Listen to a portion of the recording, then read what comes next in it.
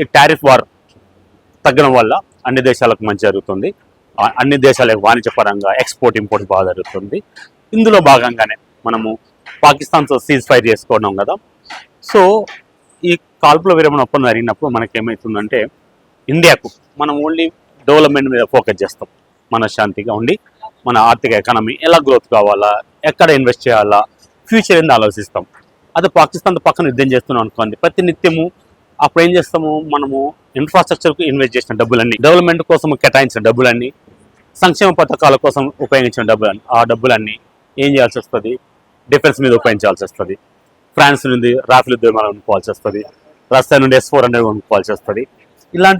ఇలాంటి ఆర్థిక భారం అనేది పడుతుంది. కాబట్టి మనం సీజ్ ఫైర్ ఒప్పుకున్నాము. సో పాకిస్తాన్తో మనం కయ్యానికి వద్దనుకున్నాం అంతే తప్ప పాకిస్తాన్ వాళ్ళకు తాటాకు చప్పులకు మనం భయపడి కాదు. మన దేశ భవిష్యత్తు కోసం, భావితరాలు ఇంకా ఎదగడం కోసం మనం చేశాం తప్ప పాకిస్తాన్తో భయపడి కాదు. చెప్పాలంటే పాకిస్తాన్ యొక్క ఎకానమీ మన దగ్గర ఒక రిలయన్స్ ఇండస్ట్రీస్ అంత ఉంటుంది. పాకిస్తాన్ స్టాక్ ఎక్స్చేంజ్ అయిన ఆ వేల కంపెనీలన్నీ కూడా సింపుల్ మన ఇండియాలో ఉన్న ఒక రిలయన్స్ కంపెనీ అంత కాదు. ఆ పక్కన బంగ్లాదేశ్ కలిపినా కానీ మన 2 కంపెనీలు అంత కాదు. సో మన కంపెనీతో మన ఆర్థిక వ్యవస్థ పోలిస్తే పాకిస్తాన్ ఒక 1 part 10 parts తక్కువ ఉంటుంది. మనం దానికన్నా 10 రెట్లు ఎక్కువ ఉంటాం ఎకానమీ పరంగా. సో కాబట్టి మనము ఎట్టి పరిస్థితుల్లో పాకిస్తాన్ భయపడి ఉండదు. ఫ్యూచర్లో కూడా మనము ఇవన్నీ అన్ని రకాలుగా వాళ్ళకి ఎక్కడైతే చెక్ పెట్టాలో అక్కడ చెక్ పెడతాము. ఇప్పుడు ఆల్రెడీ మనం వాటర్ ఇవ్వట్లేదు. అన్ని దేశాలకు మనం పాకిస్తాన్ వాళ్ళు చేసే ఉగ్రవాద కార్యక్రమాలను వాళ్ళు ఎండగడుతుంటాము.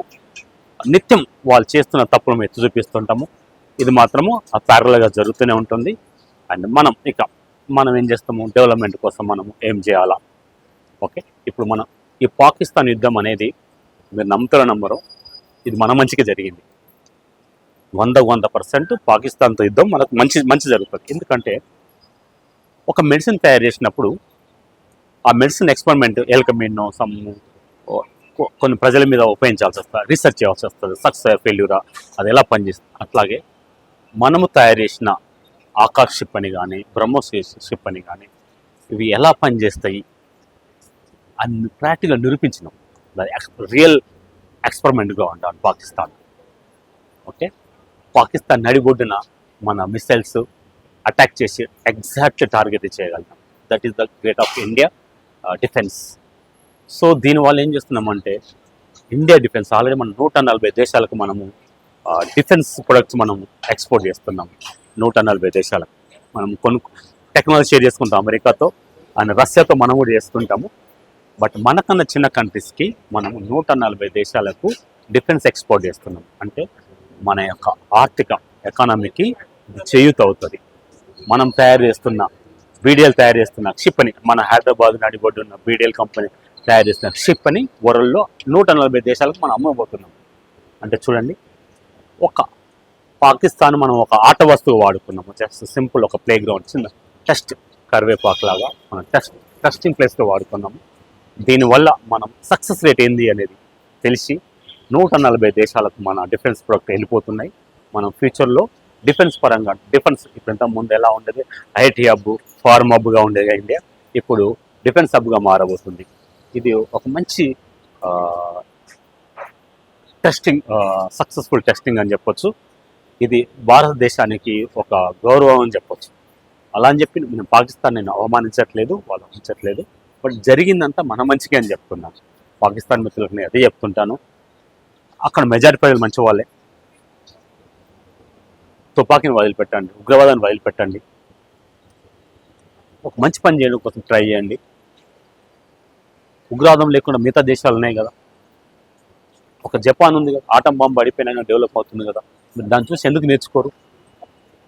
పాకిస్తాన్ మిత్రులు చెప్తున్నా, ఇండియాతో పోటీ పడండి, గెలవడం మంచి. ఎలా గెలవడం మీన్స్ ఎలా, టెక్నాలజీ పరంగా మమ్మల్ని బీట్ చేయండి. మేము ఎలా గ్రోత్ అవుతున్నాం చూడండి. మాతో కాదండి, మీరు అమెరికాతో, చైనాతో పోటీ పడండి. పాకిస్తాన్ మిత్రులు కలిసి చెప్తున్నాను. మా మీద యుద్ధం చేస్తే ఏం చనిపోతాం. మేము అందరం ఒకటే కదా, ఇంతకుముందు మన అందరం కలిసిన దేశం కదా. మా మీద యుద్ధం చేస్తే ఏమొస్తుందో చెప్పండి. సరే, మొన్న పులవామా జరిగినట్టు మళ్ళీ 20 మంది 50 చనిపోతారు. అది అవసరం మీకు? ఏం సాధిస్తారు చెప్పండి? సార్ 150 కోట్ల మంది 75 కోట్ల మంది చంపుతారు, చంపండి, ఏం సాధిస్తారు చెప్పండి. మీరు దృక్పథం మర్చుకోండి మంచి.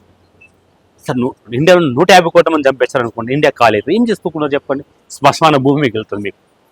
సరే, మేము మీ ముందు ఓడిపోయాము, మీరు అటాక్ చేశారు, మా 150 కోట్ల మంది మీరు చనిపోయాం, మీకు ఏముంటుంది? శ్మశానమైన మీకు భారతం మీకు మిగులుతుంది, శ్మశానమైన ఇండియా మీకు మిగులుతుంది. దాన్ని ఏం చేసుకుంటారు మీరు? ఏం చేసుకోలేరు. ఏదైనా చేసుకోవాలనుకుంటే అభివృద్ధి చేసి చూపెట్టండి,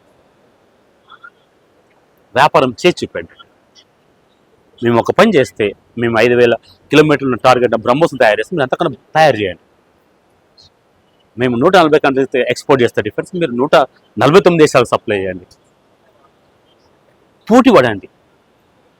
అక్కడ బలిచంద్ మీతో కొట్లాడుతుంది, అక్కడ మీ ఇంటర్నల్ వివరాలు చూసుకోండి. ఎలా మీ జీవన మనుగడ ఎలా ఉంది చూడండి ప్రజల యొక్క. బాంబే ఒక స్లేవ్ ఉన్న అలా ఉంది పాకిస్తాన్లోని ప్రజల జీవన విధానం. మెరుగ్గా బతకడానికి ట్రై చేయండి. నేను అదే చెప్తున్నాను మిత్రులకు, పాకిస్తాన్ మిత్రులకు చెప్పేది, బాయ్ బాయ్, మీరు మేము బాయ్ బాయ్. నేనేమంటున్నా అంటే, ముస్లిమ్స్ జనాభా ప్రపంచంలో Bangladesh number 1, second Pakistan, third నా ఇండియాలో ఉంటున్నారు. అబ్దుల్ కలాం మేము ప్రెసిడెంట్ చేసినాం.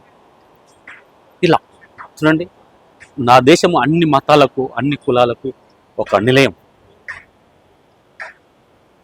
నేను ముస్లిం సినిమాలు చూస్తుంటాము, మంచి చేసిన ప్రతి ముస్లిం అప్రిషియేట్ చేస్తాము. ఓకే, కాబట్టి ఇక్కడ ముస్లిం అనేది ఉండదు, ఓన్లీ ఉగ్రవాదమే. జస్ట్ మెయిన్ ఎజెండా ఉగ్రవాదమే. మేము మొన్న చేసిన అటాక్లో ప్రజలు చనిపోలేదు. మా ఎజెండా చూడండి, భారతదేశం యొక్క గొప్పతనము, ఏ ఒక్క సామాజిక సహజ పౌరుడు చనిపోలేదు, సివిలియన్స్ చనిపోలేదు. మేము అటాక్ చేయగలుగుతాం. యుద్ధం వల్ల ఏ పౌరుడు చనిపోలేదు. మేము ఆ పాకిస్తాన్ ప్రెసిడెంట్కి ఒక 10-20 కిలోమీటర్ దూరంలో మేము బాంబు వేయగలిగినాం, మిస్సైల్ వేయగలిగినాం. మేము టార్గెట్ చేసేయగలమా? అది పద్ధతి కాదు మాది. జస్ట్ మీరు మమ్మల్ని కొడుతున్నారు. మీ యుద్ధ విమానాలు ఎక్కడైతే వస్తున్నాయో, మీ యుద్ధ సామాగ్రి ఎక్కడైతే ఉందో అక్కడి మాత్రం నాశనం చేసినాం, అంతే తప్ప మీ యొక్క ఐడెంటిటీని మేము కృషి చేయట్లేదు. ఏ మసీద్ మీద మేము అటాక్ చేయలేదు. మీరు మాత్రం మా దేవాలయం మీద అటాక్ చేశారు, సాధారణమైన పౌరులు చనిపోయారు. బాగా ఆలోచించండి, మా ఎజెండా ఏంది, మేము జీవిస్తున్న మా విధానం ఏంటో చూడండి, మా ఫ్యూచర్ ఏందో చూడండి. మీరు చూడండి, పూర్తిగా ఉగ్రవాదులు లేవు. మీకు ఎన్ని ముస్లిం కంట్రీస్ సపోర్ట్ చేశారు చెప్పండి? నేను ముస్లిం కంట్రీ అంటారు కదా, మీకు ఎన్ని దేశాలు సపోర్ట్ చేసి చెప్పండి? హార్డ్లీ. చైనా దొంగచాటు చేసి ఉండొచ్చు, టర్కీ చేసి ఉండొచ్చు, అబర్జా ఇంత హార్డ్ 3 కంట్రీస్ అంటే మీరు చేసే పనికి. బట్ నేను చేస్తున్న పనికి యావత్ ప్రపంచం మమ్మల్ని అప్రిషియేట్ చేసింది. మేము తలుచుకుంటే 2 నిమిషాల్లో పాకిస్తాన్ అనేది ఉండకుండా చేయగలుగుతాం, ప్రపంచ పటం ఉండకుండా చేయగలుగుతాం. బట్ మేము ఎందుకు ఒప్పుకున్నాం? మేము గెలిస్తే స్థితిలో ఉన్నాక, మిమ్మల్ని ఓడించే స్థితిలో మేము ఉన్నాక కూడా మేము ఒక అడుగు వెనుకకేసినాం. ప్రపంచ పటంలో పాకిస్తాన్ లేకుండా చేయగలుగుతాం అర్ధ గంటలో. అయినప్పటికీ కూడా మేము ఒక అడుగు వెనుకకేసినాం. సీజ్ ఫైర్ ఒప్పుకున్నాం, కాల్పున విరమణ ఒప్పుకున్నాం.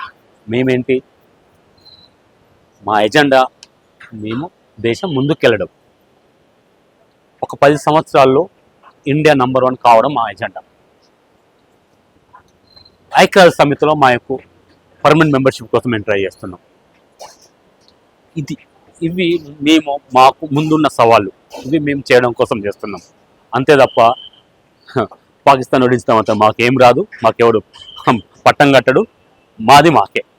మీ దారి మీరు మంచిగా గోతులు ప్రాతులు వెళ్ళాలా. మీకు దేవుడు మంచి ఆలోచన విధానం ఇవ్వాలని నేను కోరుకుంటున్నాను.